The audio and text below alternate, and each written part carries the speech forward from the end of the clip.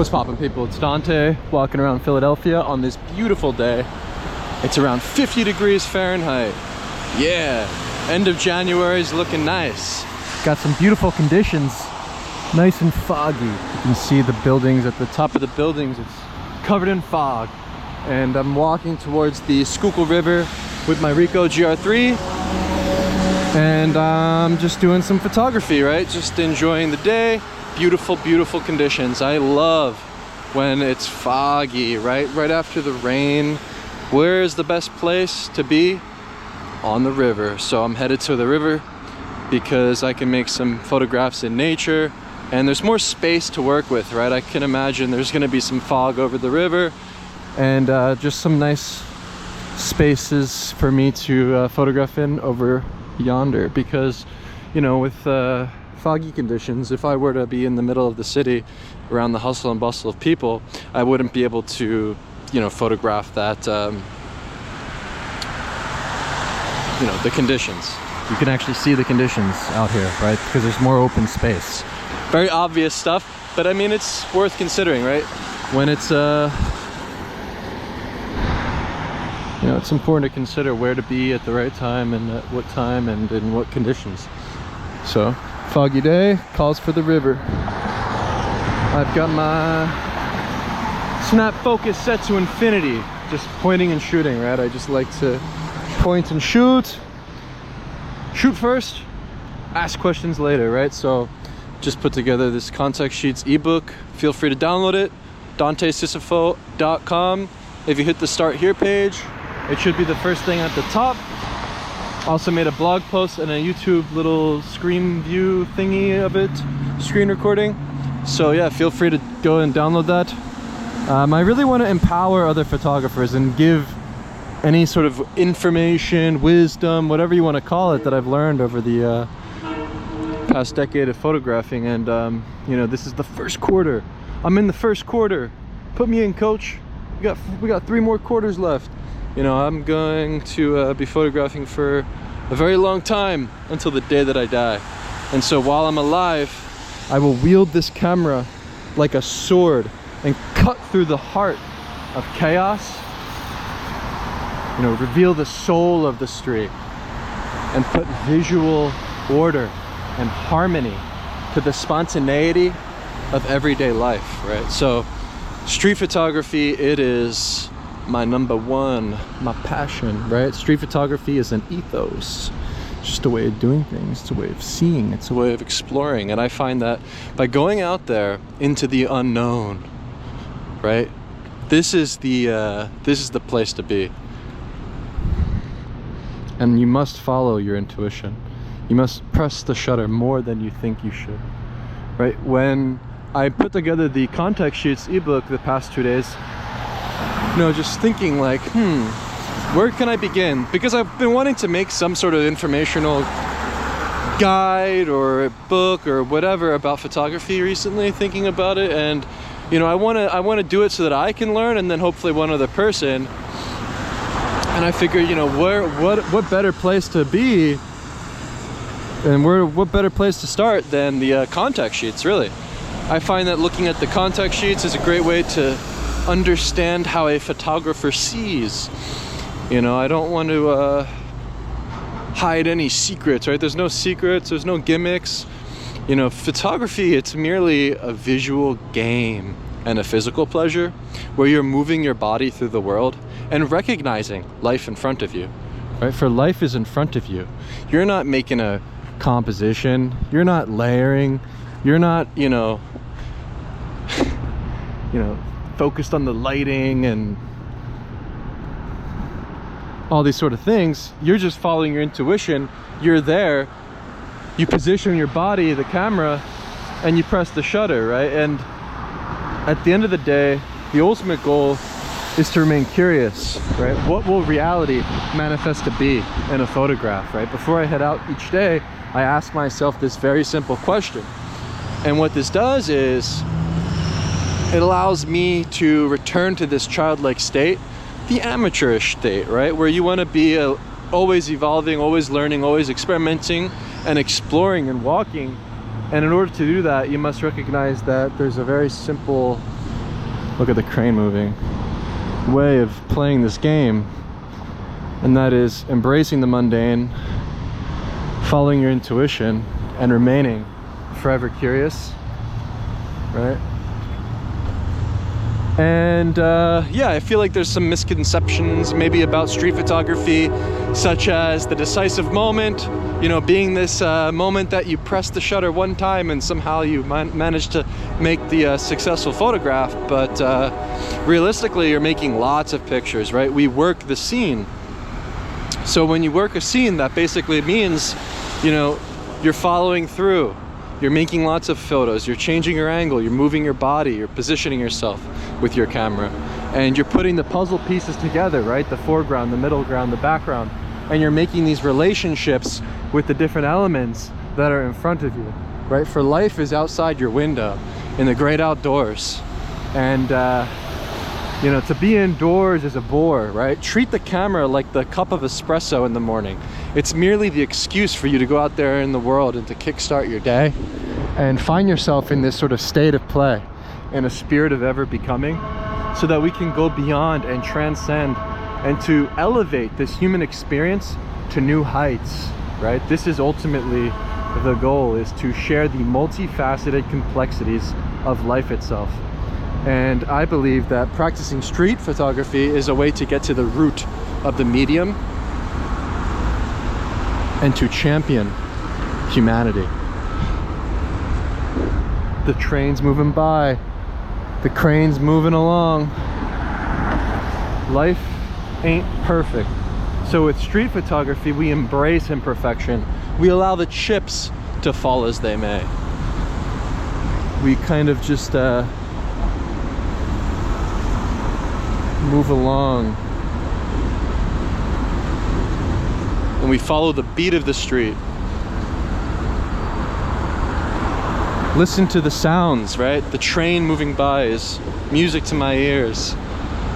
The fog providing an atmosphere.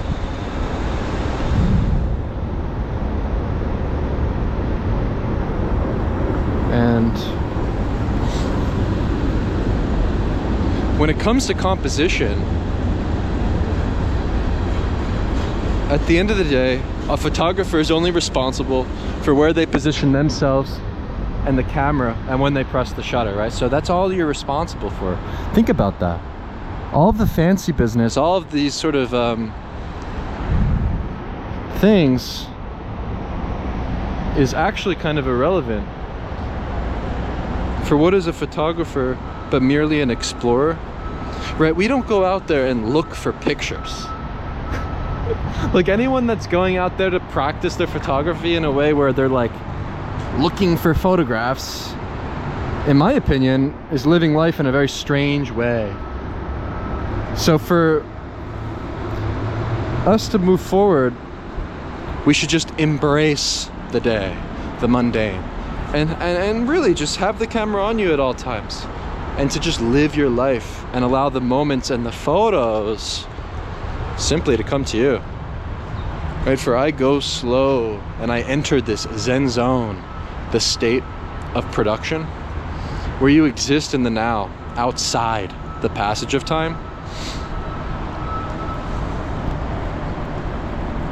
where the past, the future, these things are irrelevant. For you have Zen focus with this meditative practice of recognizing the patterns in both nature and human behavior, watching the patterns of the birds and the way that they fly, watching the feet of the people on the street and the dance that occurs on a street corner. For when you're making photographs, it's about visual problem solving. It's kind of how I like to think about this thing. And it's actually really simple. And I'm trying, I hope that through my daily practice and thinking about these things, that I can help and encourage other photographers to learn and to grow and to ultimately have fun For I believe a street photographer shouldn't be boring. If you see the cover of my contact sheets, I was actually beatboxing in a Palestinian refugee camp at a LAN party where some young boys were playing Counter-Strike. Allah Akbar, Allah Akbar, Allah Akbar. And I would say Allah Akbar and Muhammad and whatever while beatboxing. You know, having fun, tapping into my sort of playful, childlike intuition or tendencies or whatever it is. And you know, it allows you access, it allows you in, right? For, you know, the street photographer does not need to be this fly on the wall, right? It's okay to ask for permission. I give you permission to ask for permission, okay? And I think that ooh, the light is reflected upon the roof of the ceiling of this tunnel. It's nice, right? For the LCD screen, I prefer for its different the different perspectives I can find myself in, right? In any situation, you know, I like to go low, go high, you know, throw the camera around and just put it up to something and see what reality will manifest to be in the photograph. And wow, this is such, like, I am so excited when the conditions are like this, right? Where I can walk the same lane every single day and always find something to uplift in a photograph. For the name of the game is in the mundane. There are no rules, there are no guidelines, there are no ethics in street photography. You make the rules, you play your own game. And yeah, I say just let the chips fall as they may.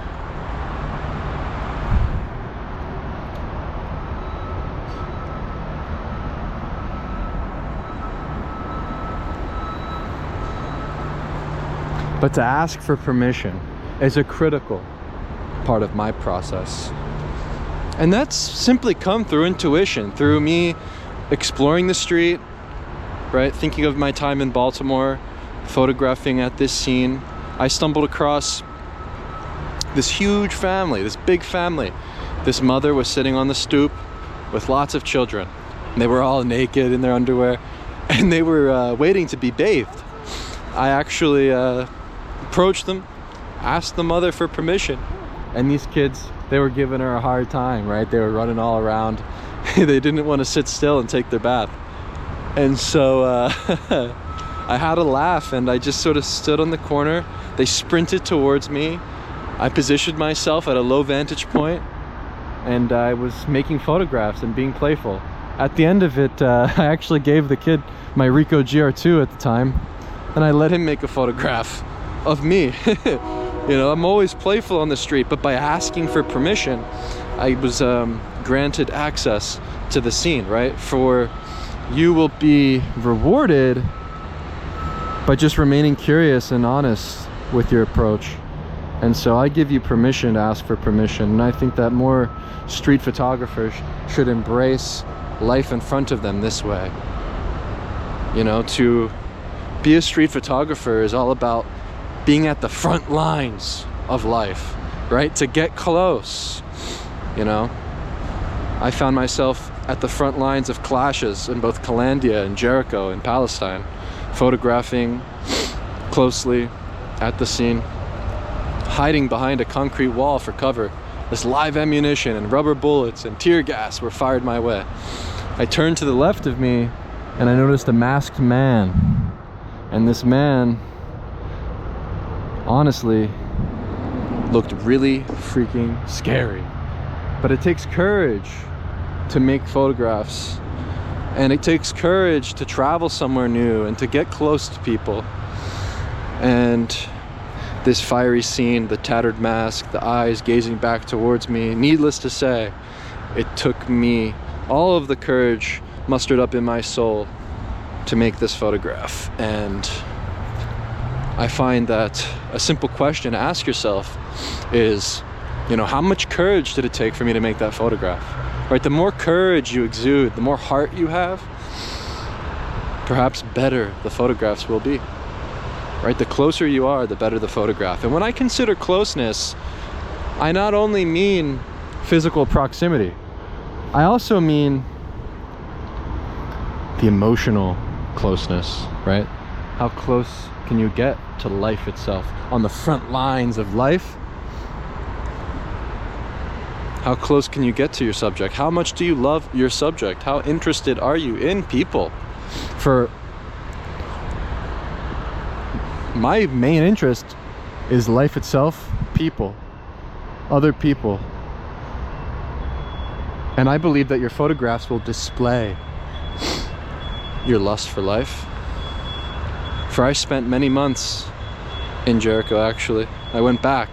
I slept on the floor of the mosque. I went from mosque to mosque with an imam named Hersham. And we prayed and I made salah. I learned about Islam and the ways of Muhammad, you know, and wudu and prayer and fasting and Ramadan. I was there for Eid al-Adha. I photographed the slaughtering of the lambs, this day of sacrifice. And, you know, I ultimately was converted to Islam. You know, I went the distance. I did what I was just curious. Like, at the end of the day, I was just curious. I was like, let me learn about this culture. Let me learn about these people. Let me learn about what it's like to live as a Palestinian. And I was there as a bystander and a participant. And I believe that going forward, to transcend and to go beyond within this realm of photography, this is a critical thing to consider, to get close, both emotionally and physically, to the subject. And you know, I was exiting the mosque one day, and this family took notice of my curiosity.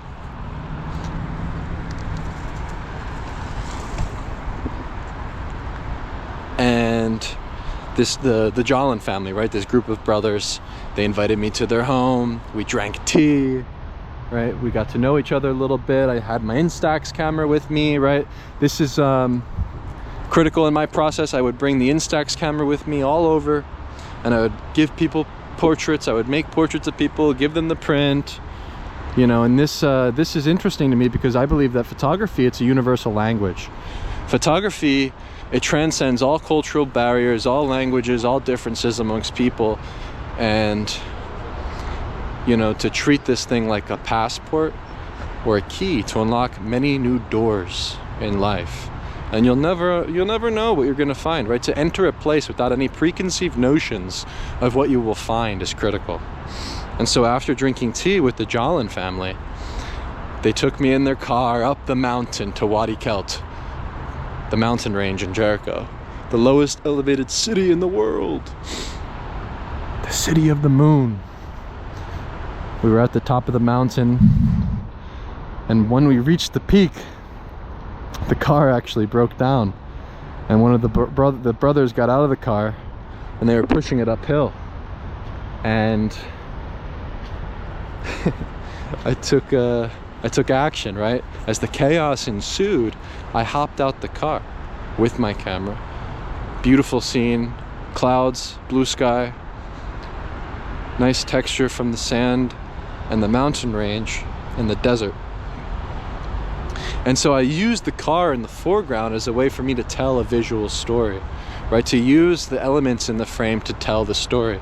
So by including this car in the foreground of the frame and the men in the background, I can then put these puzzle pieces together to have a photograph tell a story.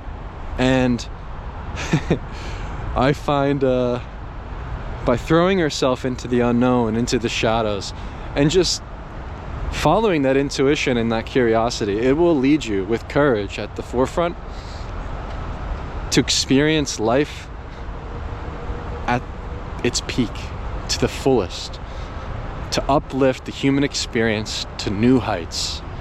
Dancing, singing, fired up some coffee, looking out towards the Dead Sea. You know, we had a great day. We wound up back down in Jericho, safe and sound. And you got to take risks, I think, with this sort of thing. You know, the more risks you take, maybe the better. And you know, I'm kind of just lost for words, right? The beauty of life. The beauty of life. For photography will give you meaning, will give you more meaning in your life. Where life can feel boring, right? Sometimes life can feel boring. Life can feel like a bore, right? To be indoors up there in the tower is a bore, right? That's where souls go to die, inside. But when you're outside and you're photographing and you're moving your physical body, you exist outside the passage of time, in this state of wonder and awe, like a child.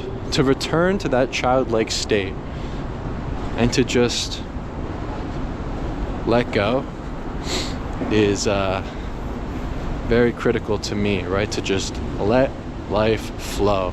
The pictures will come, the photos are there, but you must detach yourself from the outcome and make pictures to make pictures. The autotelic mindset. We're simply making pictures because we love to make pictures. I will be making pictures until the day that I die. I don't do this for anybody. I do this because when I'm photographing, I do enter a state of bliss. And whatever that is, it occurs when you shut down all thoughts and you're making art. And perhaps when I consider humanity, I believe actually the greatest thing that a human can do is create wonderful works of art.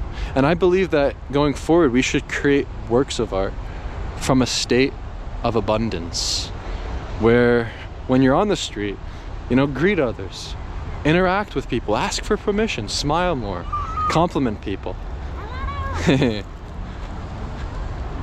Mother running with 2 children.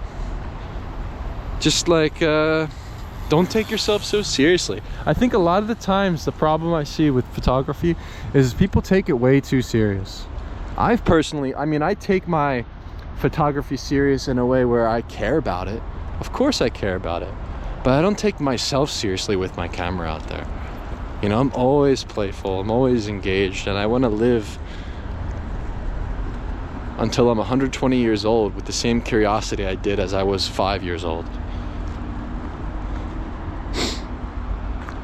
And so, through traveling to various locations, I've learned a lot about life and photography, I think. And, you know, when I was in Zambia, Africa as a Peace Corps volunteer, I spent some time photographing at this Seventh-day Adventist church camp where I was, you know, sleeping on the floor of this makeshift tent of sticks and plastic tarps.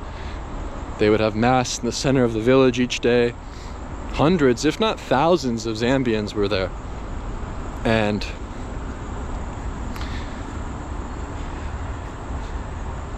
you know, when I engaged and prayed and went to the mass every Saturday and, you know, spoke the local language, Ichibemba, and was able to learn their customs and their cultural practices, you know, I was then gifted and blessed with incredible scenes to photograph. And I found myself running to the Lake Bangweulu, to the side of the to the lake, where I was greeted by hundreds, if not thousands. I feel like there was 1,000 Zambian people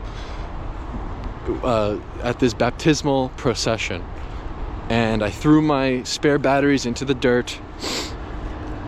You know, I just grabbed my camera. I was up water to like chest level with my camera, low angle, you know, looking for gestures, watching the eyes, watching the way in which this preacher dunked the different participants into the water, trying to understand and solve this visual problem that is photographing a baptism. So I looked for the gesture. I saw the hand rise up high into the sky, and I dropped low, and I recognized that this was the moment to photograph. You know, looking at the eyes, looking at the, you know, the repetition, right? To continue photographing, follow through at the scene, to work the scene, and to watch and observe closely with intensity. I believe then you can make successful photographs, simple, right? Where, wow, this is like the best time to photograph in the fog. So nice, so nice.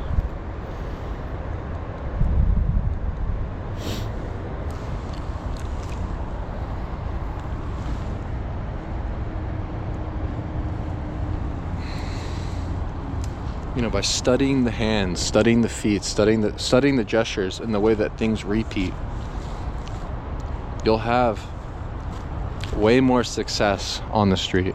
So yeah, look for gestures. It's a good one. And you know, I think a lot of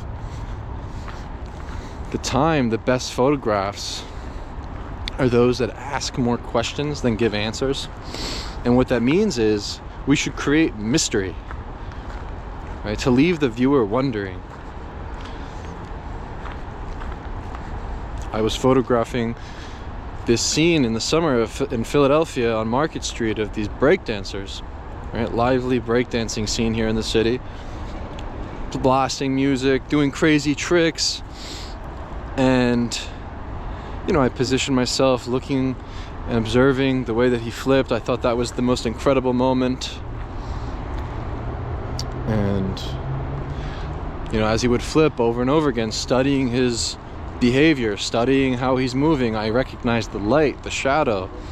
And, you know, when I got home and I photographed this man flipping, I was surprised. I was like, how is this even possible? I got this guy's shadow perfectly on the ground as he's upside down. It's just one of those things that had me scratching my head, right? When you're photographing, you're merely asking questions about life, and you're curious about what reality will manifest to be in a photograph.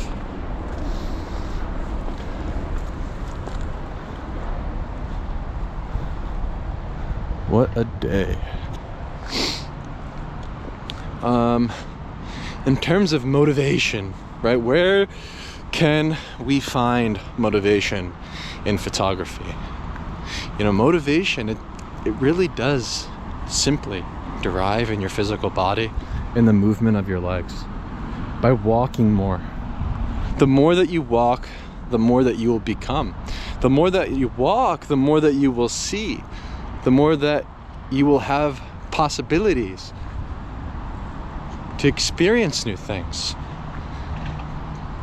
For the road is endless. This path leads to nowhere and everywhere at the same time, at the intersection between order and chaos. For I'm on the path, I'm on the road, but I can go off, I can go into the dirt, into the mud. You know, I can choose my path through following your desire. And considering life and the world and everything as this open world concept with infinite possibilities, endless terrain to explore, so many new people to meet. This simple idea, I mean, it fuels my lust for life. It keeps me motivating and moving my body and going out there into the world. And perhaps when it comes to motivation, it's very much physical. And that's why I love photography. I think that photography, this is the greatest medium of art because of its physical nature. And its accessibility is what keeps me grateful that I have this little camera, that anyone can take photos these days with the new digital technology, compact cameras, small digital cameras, iPhones, whatever. For that's a beautiful thing. It's a democratic medium. Photography is a democratic medium and open and accessible. And it's never been so accessible and easy to make wonderful works of art and also start the adventure of a lifetime. For photography has given me everything, and now I just want to give any wisdom I have about it to others. But it's the first quarter. Second quarter, this is experimentation time. So going forward, I'm looking to push what a photograph can be. I'm looking to experiment with the medium more and not get bogged down on any basic notions of what makes a good or bad photograph and this and that and all these antiquated ideas, but to return to that state of play, to be on the street with simple curiosity. What a better place to be than that. You want inspiration? Look out your window. Life's right there.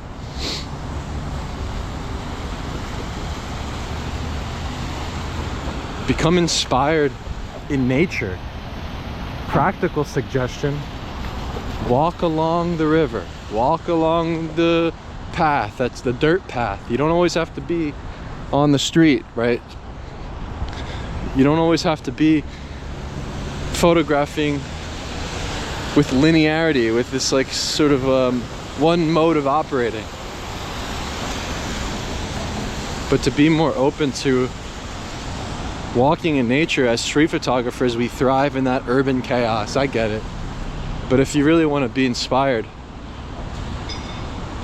perhaps to appreciate the natural beauty in the world and recognize the significance between you and the grand scheme of things and the interconnectivity between your mind, body, and soul, your eyes and your mind, your sharp visual acuity, your observation skills, your two legs moving, the clean air, the trees, breathing.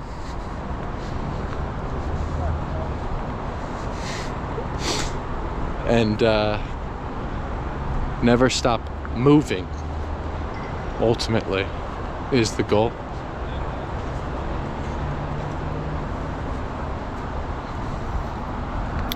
So here we are, off the grid, on the dirt path,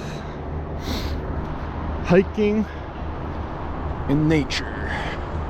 My beautiful daily commute through Philadelphia. You have the Philadelphia Museum of Art there in the back.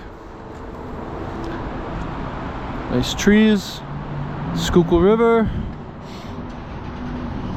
rock formations, gardens, and beautiful paths to follow.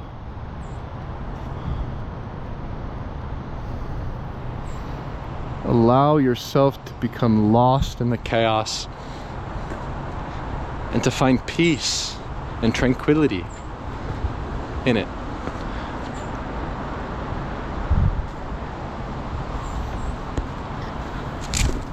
Woo! I just poured water on my head.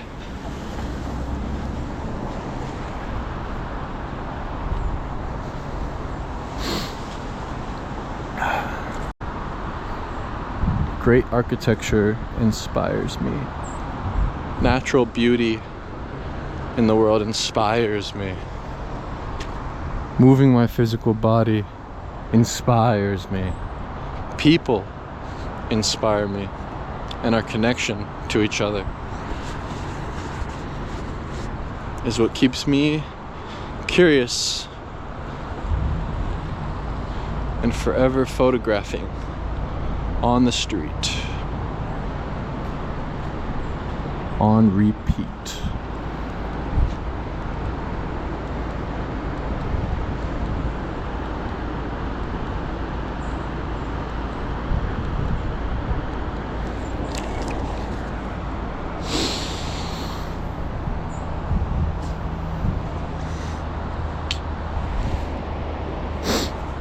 Contact sheets.